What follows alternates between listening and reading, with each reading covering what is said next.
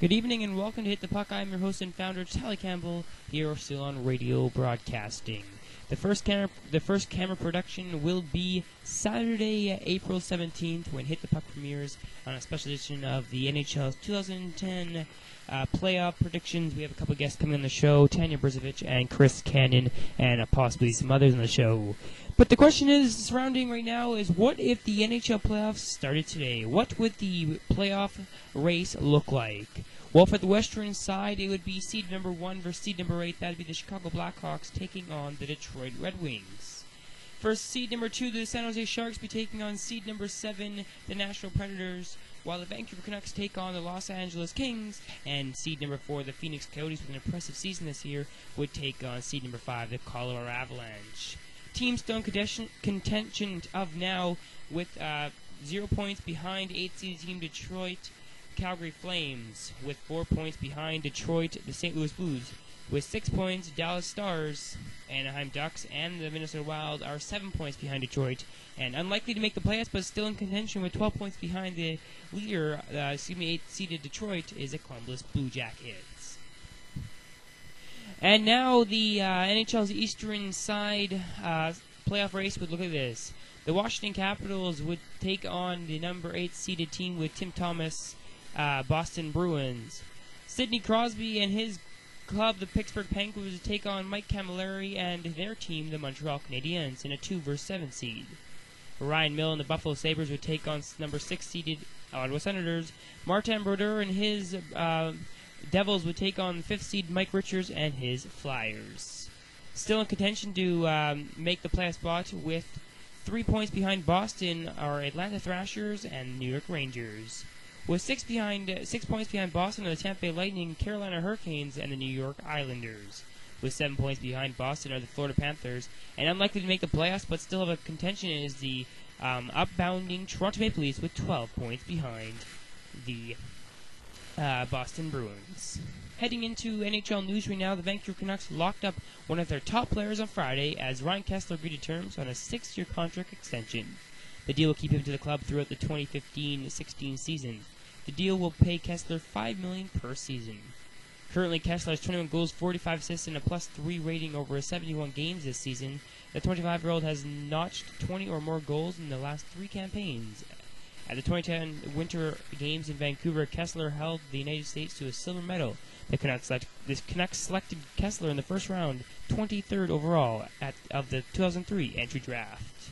Now heading to some rumors, not only does the survey collect financial information, it also creating a buzz in the market, so they really want an NHL team. Quebecers are extremely interested in bringing a team to Quebec City, having been linked to showing interest in purchasing such a team as Atlanta Thrashers and the Phoenix Coyotes. However, the NHL appears set on keeping the Coyotes in Arizona. As part of a new sports complex that will be built in Quebec, a $400 million arena is also on the horizon and is expected to break ground this year.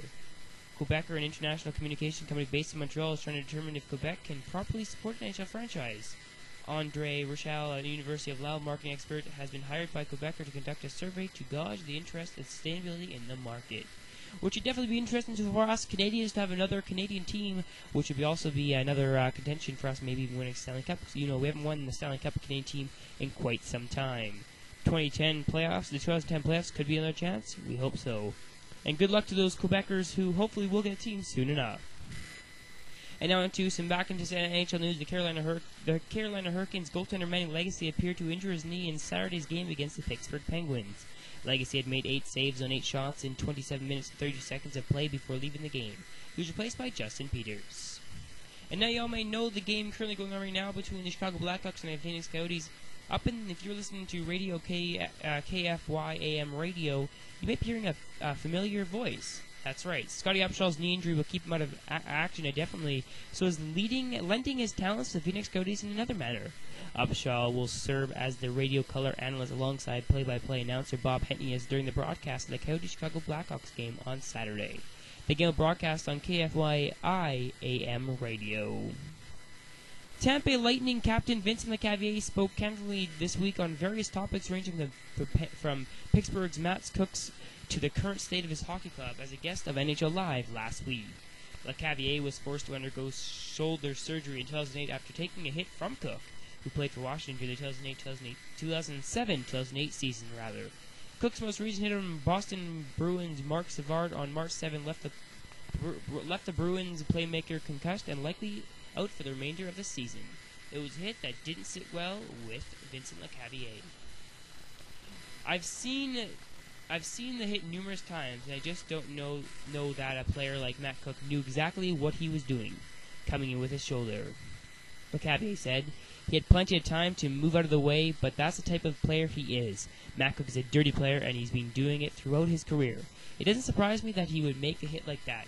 I thought he should have gotten more than nothing, maybe like a suspension.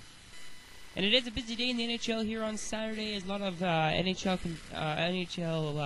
teams participating in 11 games tonight, ranging from Canadian teams to American teams. Games that have already gone are the Buffalo Sabres in Florida, a victory by the Buffalo Sabres 3-1. Atlanta annihilating Philadelphia 5-2, as well as New Jersey Devils lose 1-0 to the St. Louis Blues. Dallas Stars beat Ottawa Senators 5-4. And in final and overtime, Carolina beat the Pittsburgh Penguins 3-2. Games still on for tonight are the Detroit Red Wings of the Vancouver Canucks, which is on CBC Hockey Night in Canada, as well as the New York Islanders are taking on the Los Angeles Kings. Games in contention right now at the end of the first is Chicago 1, Phoenix 0. Scotty Upshaw is announcing color analyst up in the KFYI AM radio. The end of the second, Columbus Blue Jackets National Predators stay knotted up at 0, and 3-1 Washington over Tampa Bay. Currently in a shutout, it is 2-2 for Montreal and Toronto. And before the end of the show, we'll let you know who won that game. But heading to our new segment we're talking about is key equipment tips. The name of the game is in youth hockey is protection above winning and all else. A happy youth hockey player is a healthy one. A big part of the equation is making sure the player's equipment is fit correctly. Of course, the objective in the NHL is winning, but the more importance of correcting fitting equipment and health and safety is no less important than a local rink and youth league. Chris Scoptino knows a fair bit about this subject. Scoptino, in his second season as head equipment manager of the Florida Panthers prior to joining Florida, he spent 3 seasons with the Detroit Red Wings as the team's assistant equipment manager, and earned the Stanley Cup ring with the 2007-2008 squad. Scoptino, native of Hedman, spent 6 seasons of the equipment staff of Nashville Predators, 2 seasons with the Phoenix Coyotes. He attended Arizona State University and graduated with a degree in exercise science, So pretty much the basic thing is make sure you are wearing the proper equipment that fits you, and always listen to maybe your parents or even equipment managers. For an instance, Chicago Blackhawks equipment manager Troy Parson took a different route than most of the NHL colleagues, who usually rise to the ranks of professional hockey league to these pinnacle positions. Troy, a 14-year veteran who joined the Blackhawks in 1994, came to the NHL from Akmandi and the Canadian national team program. Troy was the equipment manager for the University of Saskatchewan football and hockey teams from 1982 to 88, while earning undergraduate degrees in physical education and psychology. He then became equipment manager for the Canadian national team, working consecutive world champions from 1991 to 94.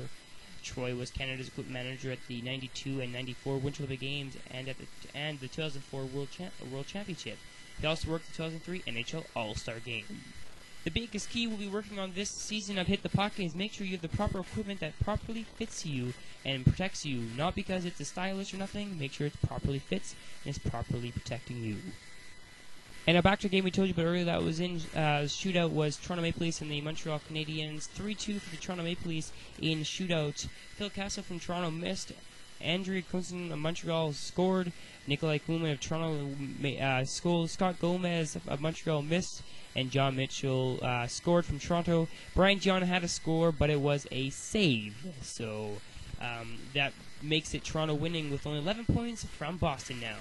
Thank you for watching Hit the Puck on this beautiful Saturday with a lot of NHL games underway. We'll see you hopefully soon, and hopefully you all tune in for Saturday, April 17th, when we premiere Hit the Puck on live camera broadcast. Have a good night, everybody, and enjoy your rest of your night.